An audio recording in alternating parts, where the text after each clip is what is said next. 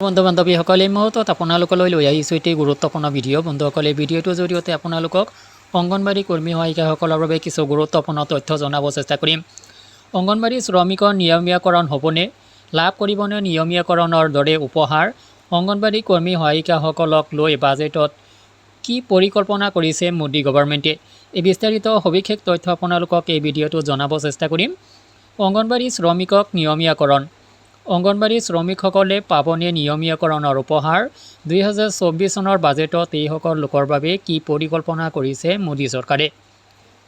অংগনবাড়ী শ্ৰমিক নিয়মীয়াকৰণৰ বিত্তমন্ত্ৰী নিৰ্মলা সীতাৰমণে আজি মোদী 3.0ৰ প্ৰথমখন বাজেট দাখিল কৰিব। এতিয়াৰ পৰা কিছু সময়ৰ পিছত নিজৰ বাকচটো খুলিব নিৰ্মলা সীতাৰমণে।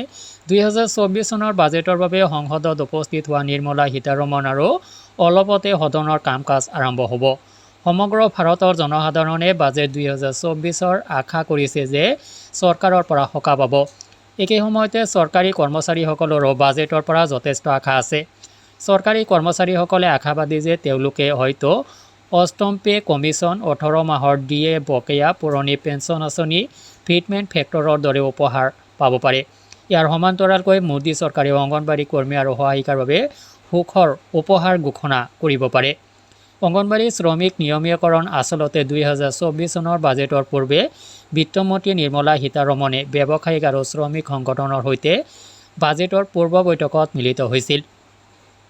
বৈঠকৰ সময়ত সংগঠনকেইটাই বিত্তমন্ত্ৰীক প্ৰস্তাৱ দাখিল কৰি কয় যে নিম্নতম মজুৰি বৰ্তমানৰ 15,000 টকাৰ পৰা 26,000 টকালৈ বৃদ্ধি কৰিব লাগে।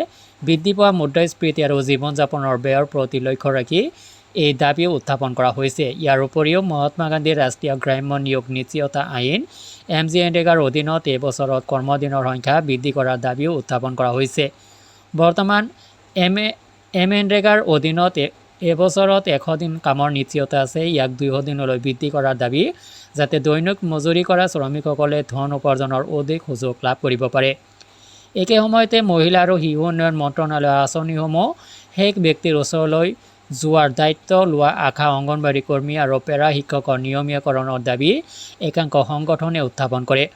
সংগঠনসমূহৰ দাবী অনুসৰণ কৰি এই শ্ৰমিকসকলক স্থায়ী কৰাৰ সমান্তৰালকৈ পেঞ্চনৰ ব্যৱস্থাও কৰিব পৰা যাব বুলি বিশ্বাস কৰা হয়। ইয়াৰ উপৰিও কেন্দ্ৰৰ দ্বাৰা পৰিচালিত আঁচনিসমূহৰ পুঁজি বৃদ্ধিৰ বাবেও দাবী উত্থাপন কৰা হৈছে।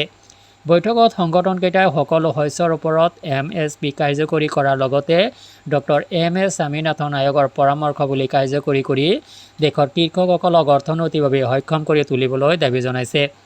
ইয়াত চৰকাৰী ক্ৰয়ৰ নিশ্চয়তা দিয়াৰ লগতে কৃষকৰ বাবে সামাজিক সুৰক্ষা পুঁজিও প্ৰস্তুত কৰাৰ দাবী উত্থাপন কৰা হৈছে। কিন্তু বন্ধুসকল, বাজেটৰ প্ৰথম দিনাখন এই সংক্ৰান্তত কিন্তু কোনো ধৰণৰ মাত বাজেটত দেখিব পোৱা নগ'ল। ভিডিঅ' ৰেকৰ্ডিং কৰা সময়লৈকে এই সংক্ৰান্তত কোনো ধৰণৰ তথ্য কিন্তু ৰাজহুৱা হোৱা নাই। আৰু এই সংক্ৰান্তত আপোনালোকৰ কি অভিমত ভিডিঅ' কমেণ্ট ছেকশ্যনত জনাবলৈ নাপাহৰিব। আজিলৈ এৰিছোঁ, ধন্যবাদ।